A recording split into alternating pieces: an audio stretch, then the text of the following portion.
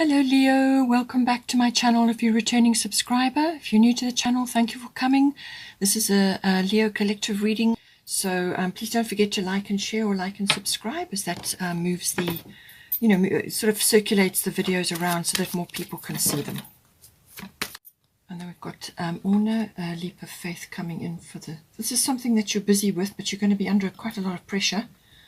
Whether it's a physical thing, like a physical activity, or something which you're trying to push forward. This could be your interests, your hobbies, your personal interests and hobbies, something that you're working on and you'd like to get busy with, but you're going to be under quite a bit of strain with that. Lots of things happening all at once, and it could be a bit taxing on your energy, your life force, your vitality. But Uno is saying that not to give up. You've got Kali ending and beginnings. The old must be released so that the new can enter. So this is the second time you have this. You also have it in the 8th house. So this could very well be relationship based. It can also be cycle based. So in other words, old experiences, whether it's relationship based or finance based.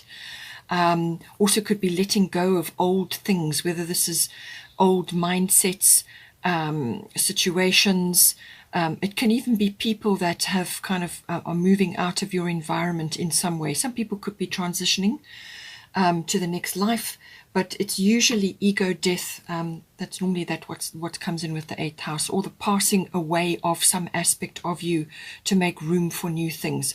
But what Kali is saying is that she's the ultimate get things done goddess. So this is normally to push stuck energy. Now, being a Leo, you are a fixed sign. So you don't like to change, you don't like changes. You don't like rushing from one thing to another. You prefer to have, being a fixed sign, you're a concentrator. You're a concentrator of energy. So Kali is going to come along to shift that for you. So it's best to work with her energies, the endings of things and the beginnings of others, the releasing of old cycles and experiences, the past, things that just are not working for you anymore, and the moving into the new things. And it's that transition, that little bit of a washing machine that you go through between those two cycles.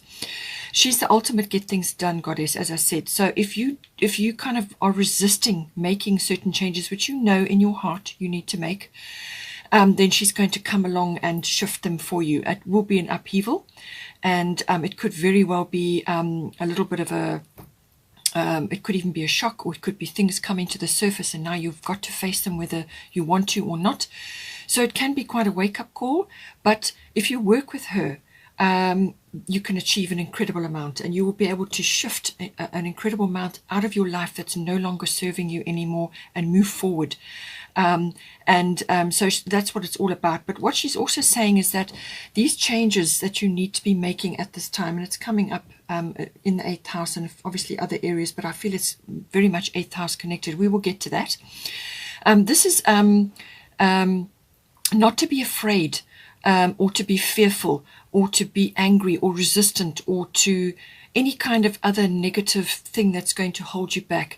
Release all of that. You need to make these changes. They're necessary, they're inevitable, and they're for your highest good. Okay, so work with her, work with these energies to transition from one situation to another.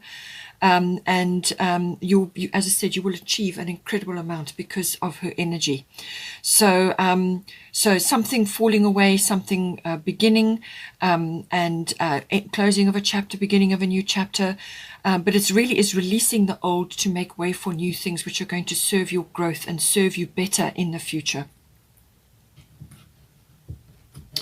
You're going to get some sort of increase in your life. So part of fortune is a wonderful card to be having actually anywhere in your chart. So this is overall, these are going to be aspecting and affecting you, but you're going to get some kind of like a windfall or support or recognition or rewards, something like that coming in. It's almost like you are coming into notice. People are noticing things, or there's specific people around you who are noticing things about you, or noticing your work, or just aspects of you. The other side of part of fortune is that usually there's some sort of trigger in your life, and this activates the rising up of skills and talents, and connected to that will be abundance, which has lain dormant in your life up until this point. So this could be a hobby or an interest or just a skill or a talent that you have or you've known about, or something that you enjoyed when you were perhaps very young, something you have a natural affinity for, but it never got realized. You've never focused on it, or you've not actually used it in any way. It's like your pot of gold. You actually need to dig. You need to dig it out. But it's going to be stirred up. As I said, it's like a ripple in the waters and out comes these things. It's like an affinity or just something that you suddenly seem to be really quite good at, or something is flowering in your life, like a skill or a talent or an ability. And you may need to be studying further to hone that or to harness that ability. So look around, observe yourself, know yourself really, really well. And this is something probably that, you took for granted. Or it's just lain dormant and you've been so busy doing other things robotically in your life that now this starts to manifest for you, and it's something that you just are drawn to because it's in you. So you need to harness it, and you can only do that by learning more or by practicing it more or by just doing more of it. And that's how you hone that skill. So you may need to learn more. This card is very, very good for anything that you may be currently learning. It's very good for taking exams or sitting some sort of skills test or just testing yourself. It's a very good card to have for that because it helps you with that. So it's about honing the skill or this ability or this talent or just some kind of affinity that you have. It's your pot of gold. You need to mine it. Okay, you need to utilize it in your life now and move forward with it because it's going to open a lot of doors for you. So any kind of learning, any kind of studying, taking exams, anything like that is very well aspected with this card. But it's also saying that, and I feel that when people start to notice what it is that you can do or what you are doing, then they start to notice and you start to come to sort of notoriety, and that's when the spotlight falls on you. It draws in, it attracts abundance, and this, as I said, can be rewards, it can be windfalls, it can be support, it can be ideas, whatever you require, whatever you require for that. So keep a keen look on yourself, follow your instincts, and then you can harness this wonderful energy. You may very well, with Kali here, you may need to let go of something which you perhaps have done for a long period of time. Some aspect of your life is passing away and it could be triggered, and now you're pursuing something which is your heart's desire, something that's very close to you. This is about your hobbies and interests. Your first house is about that. This is something that is in you and something that you've always been interested in or always had leaning towards, and it's letting go of an old way of life. And then moving forward into something, a change of direction for you, something that is better suited for you, and possibly you let go of an old lifestyle, an old way of doing things, a way of life which you just got used to. You became accustomed to it, and now comes along a trigger, something gets shifted, and you start moving forward into something which is much better suited for you. I just want to do a destiny card here for you as well.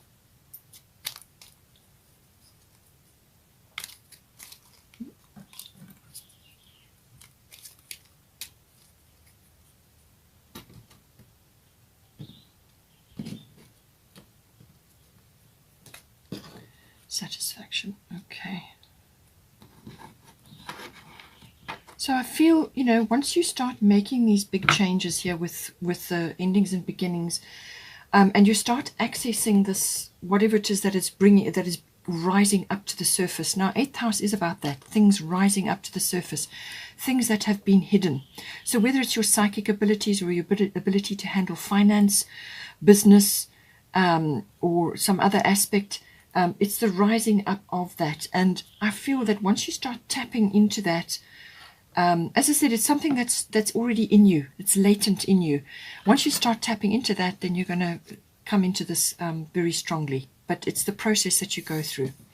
So with the 5th house, creativity, as I said, this is normally recreational based. So it's an activity which is, or activities which are recreational, enjoyable, fun, pleasurable, anything like that. It could be a sport, or it could be a handcraft, or it could be some other creative thing that you do.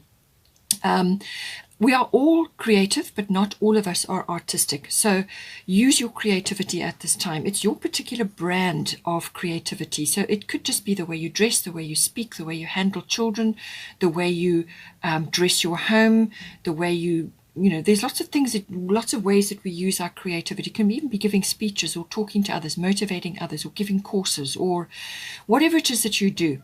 It's your particular brand, your flair, your individuality, your stamp on things. Okay, that's where the creativity comes in. It could be very well your profession or a job that you're doing or a project that you're working on, a hobby or interest of yours. It's also about children. The fifth house is about children, so children may be coming up for you, your own children or other people's children that are around you at this time. If you are in a relationship, it may be something that you're thinking about long term. This house is also the house of love affairs and everything associated with that. And you've got Taurus coming in here. So this is sensuality. This is a rich and sensual love life. It's also loving your creature comforts, little luxuries, and so on. So use your creative skills to bring this into your life. It's also, as I said, home comforts, things like that, feeling secure and, having all your home comforts around you. That can also come in, and it can be connected to a love affair. It can also be, this house is also about the risk-taking of some sort. So there may be a risk required somewhere here, either with a business or a project or to do with your children or some other aspect coming in. It could, as I said, be an activity. It's got a risk element to it. Now, this can cover things like gambling, but it's also connected to the stock exchange and stock market, things like that. Perhaps that's of an interest to you. And you've got your financial house here, so possibly something is coming in for you, or you could be investing in things, taking a risk on certain things. So, all of that comes in under the fifth house. Okay, so we've got Taurus. This is the card of accumulation of wealth. Now, everybody has a different idea, a different value system associated with wealth. For some, it's money. For some, it's health. For some, it's home and family, close-knit clan. For some, it's having a home, a beautiful home. For others, it's a wonderful profession. Everybody's got their own values, and this is very much about that. What do you value? It has got a materialistic slant to it as well, but it's the accumulation of wealth. It's also about grounding and doing things which are related to the earth. So this can be gardening, it can be activities in nature, whether it's hiking or some physical activity. It's also very much about related to the earth, as in property, real estate, farming, having an urban farm, or having a small plot which you can go and work at, growing your own veggies, things like that. So it's got all of those lovely earthy elements to it. It's also got a lot of sensuality attached to it. So this is associated with, as I said, tactile. It could be love affair related, as I said, but it's also could very well be about materialistic things, because when you start going, it can also bring up feelings of, wanting too much in the materialistic line. So that kind of borders on greed almost, or having too much, So you've got to walk a fine line there. By all means, appreciate your material things, but don't let them bog you down, because that can happen with the Taurus card. You can get so bogged down in materialistic things that when you have to change things or when you have to let go of things, it becomes very, very difficult. All right, so it's got that aspect to it. You have got Sekhmet be strong here, so we'll have to see how that comes in. It could be children related, or it could be that you are wrestling with certain things. Perhaps you are having to let go of certain materialistic things. It could also be that you're working on your security at this time, and a lot is tied up with the fifth house. It could be a creative project you're busy with, or there could be some risk that you're taking currently. But this has got a very strong monetary influence attached to it. The other side of Taurus is also the arts. So it could be something that you are involved with. The fifth house is very much connected to that. So this is the arts, as in ballet, music, or artistic pursuits, whether it's actual art or sculpture or whatever. It can also be on the stage, so stage work. Anything associated with the arts, the appreciation of beauty, art galleries, things like that. Anything to do with the appreciation of art and everything associated with that culture and so on. So that may be coming in for you. Perhaps you are actually moving forward in a creative endeavor or busy with the arts in your life. And so this opportunity is coming up for you, and this is why you've got Sekhmet coming in here. You are stronger than you think you are, and your strength assures a happy outcome. So you could be a little bit nervous about something. You could be feeling a little bit insecure about something in your 5th house. So this is about digging yourself in, keeping yourself grounded as you go through this process, as you try for whatever it is that you're trying to do in the 5th house. It's about consolidating and getting in touch with your strength, your inner strength, and staying grounded, staying firmly in yourself to tackle whatever may be coming up. So we've got your Sekhmet, be strong. So you may be facing something which is putting you to the test in some way. So I'll give you an example. If you are in the artistic field or the arts, you may be discovering something about yourself with the part of fortune. And you're going to be sort of having to walk your talk, put yourself to the test in some way. And she's saying that you can do this, have a victorious mindset. Don't let naysayers or skeptics hold you back at this time, all right? So you could be taking a little bit of a risk in some way, or you could be pushing yourself forward in some interest of yours or some activity of yours, which is very close to your heart, which is important to you. And she's saying that you can get through this. You can get through this. You are much stronger than you give yourself credit for.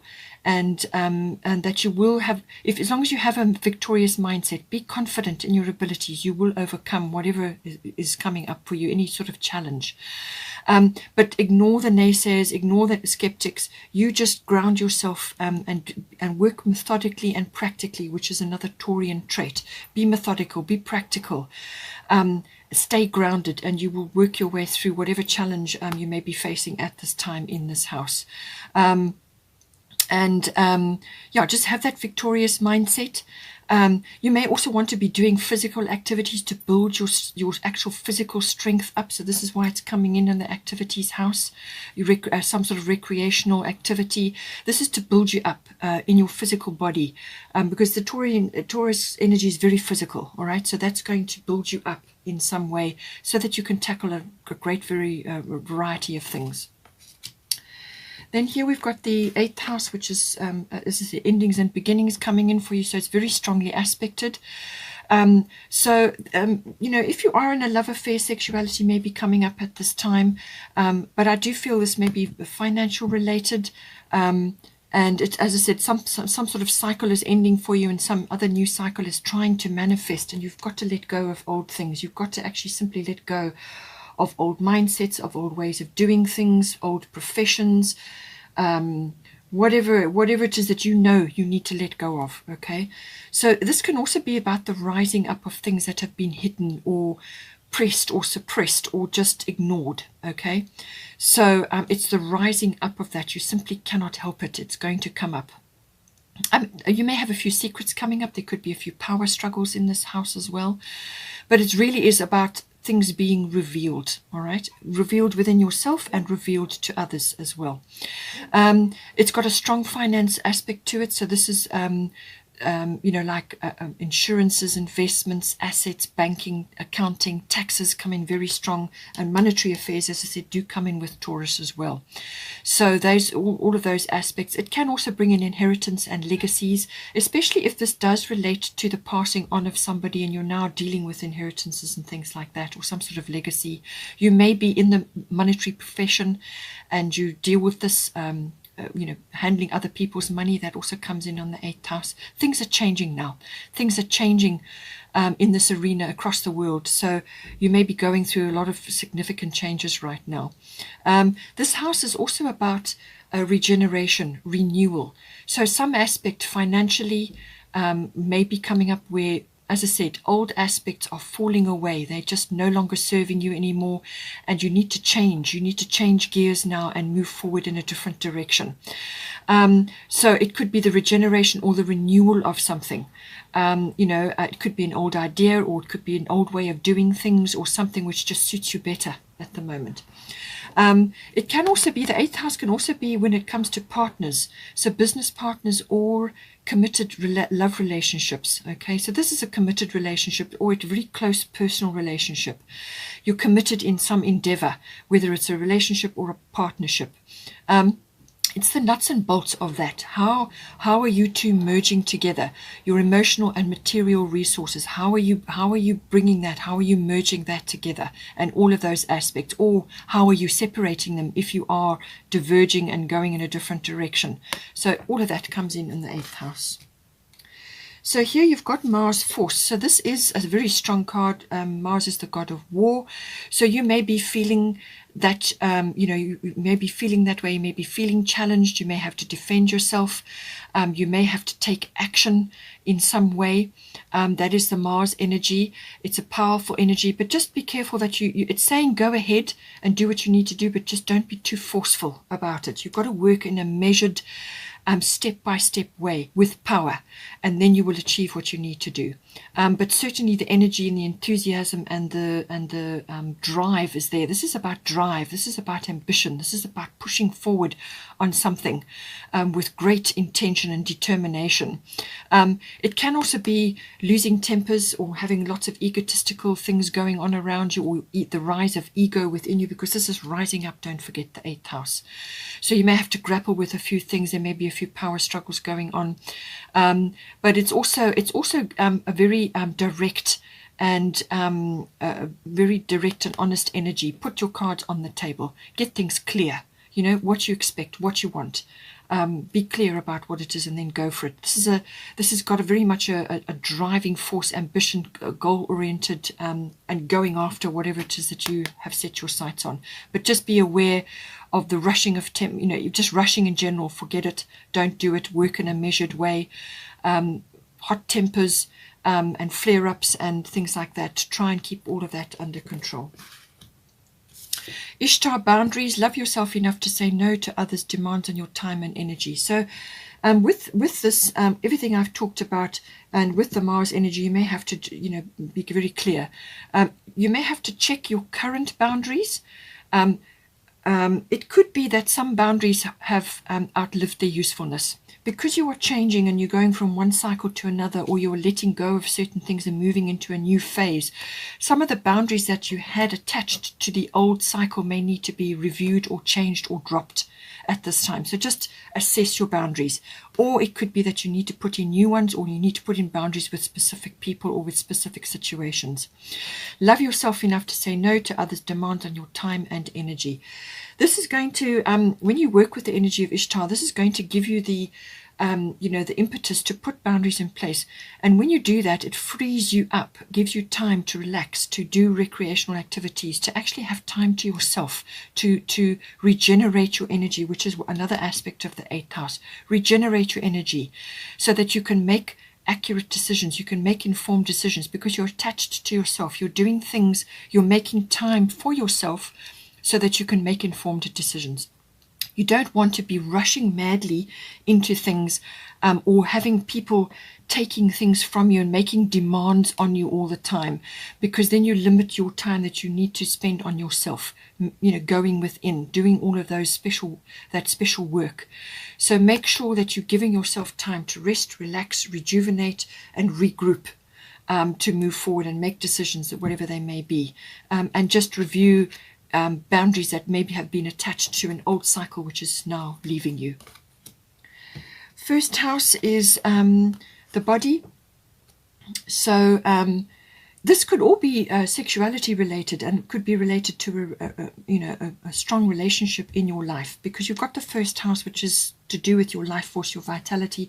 8th house does cover sexuality. You have satisfaction here, and you have Mars, which is desire, which is a lot of sexual power or prowess or passion. with the Mars card. So all of these aspects may be coming, and maybe it's been stirred up by a relationship or a love affair, which now may be moving into some kind of some sort of commitment. But first house, so it covers everything to do with the physical body. You may be going through a tremendous amount at this time because you've got Grand Cross Provoker here. Grand Cross is all about building up inner strength, inner reserve, inner resolve, but really inner strength. That is the best way to put this. Resilience, inner strength to withstand a great many changes happening all at once. You have 4 very hard angles on you there, and this is going to take its toll on your body. All right, so lots of things coming at you all at once, lots of things that you need to get done or do, and they literally come in like this, one after the other, and you're going to be juggling.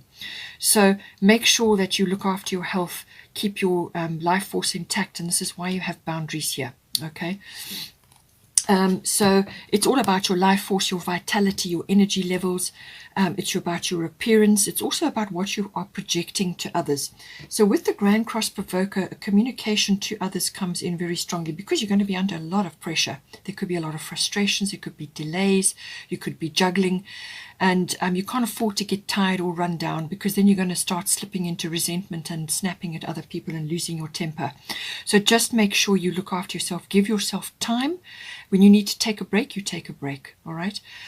So the only way you can handle this Grand Cross energy is through setting priorities and having a very strict list of priorities and working through them, updating those priorities as often as you need to. Just keep doggedly working towards what it is that you're working towards, your goals. It's about time management. It's about communicating with others. All of these aspects come in. Other aspects of the first house, as I said, is your hobbies, your interests, your personal hobbies and interests. And this is coming up in here. So you may be pushing forward. This is about personal independence, how you meet the world. How are you moving forward in the world? How are you setting your sails to move forward? All of that comes in. And it's also what you are projecting to others. So what are they going to pick up when they see you, when they interact with you? Is it going to be positive, or is it going to be crazy, angry? Is it going to be under control? What are you projecting to others? Because whatever you project is what you're going to draw back to you. So stay cool, stay calm, stay collected, stay neutral, but have your determination and your enthusiasm and your drive to achieve what it is you've set for yourself. But, as I said, have a list of priorities, and these may change on a regular basis. All of that comes in with the Grand Cross Provoker. It's about building inner resilience, inner strength, and it will stand you in very good stead later on in your life. This period that you're going through is going to really teach you a lot. And on the other side of this is success, but it's a difficult period. Lots of things going on. You're going to be juggling, using all your skills, all your talents, all your abilities, but you want to be doing it while you're moving forward. You don't want to be standing still on the same spot. And the only way you can do that is by setting priorities and working through them, communicating with others, time management. Then we've got Orna Leap of Faith, and she says, take a risk and put your heart's true desires into action. So as I said, this could all be really relationship related. She's saying to you, take a risk of some sort. So this could all be heart related, relationship related, or it could be finance related, or some project that you're working on, something that you're driving towards. You could be changing everything in your life right now. But she's saying, take a risk and put your heart's true desire into action. Do not give up. All right. Don't give up on what is important to you. Take a leap of faith. All right. So you've got the 5th house, which is about risk taking. So there is some leap of faith which you need to take at this time. And this is why you need to gather your energy, your resources, your enthusiasm. And you can't do that if you're tired. All right. So make sure that you are looking after yourself so that you are fully ready to take this leap of faith, because it's going to come for you in some way, shape or form. You've got Kali endings and beginnings. That is about that. And you've got part of fortune. So there's support for you there. Take a risk, whatever it may be. As I said, being a Leo, you don't like to change easily. But there's some leap of faith coming in for you. But she's standing with you, this is about your heart's desire, your true desires, which is covered by Mars. Okay, taking that step. Don't give up. All right, keep going, keep moving forward. and know that the universe has got you back. You've got support, and work with the Kali energies to get rid of the things in your life that don't serve you anymore so that you can move forward. And with Kali behind you, you will be propelled forward in such a powerful way. So take your leap of faith. Don't worry. You will be all right. You will be okay. But as long as it's your true desire, and take action, be determined, and just go for it. Okay, Leo, I hope you enjoyed that. Please take care, and have a wonderful, wonderful month. Please don't forget to like and share, and I will see you next time.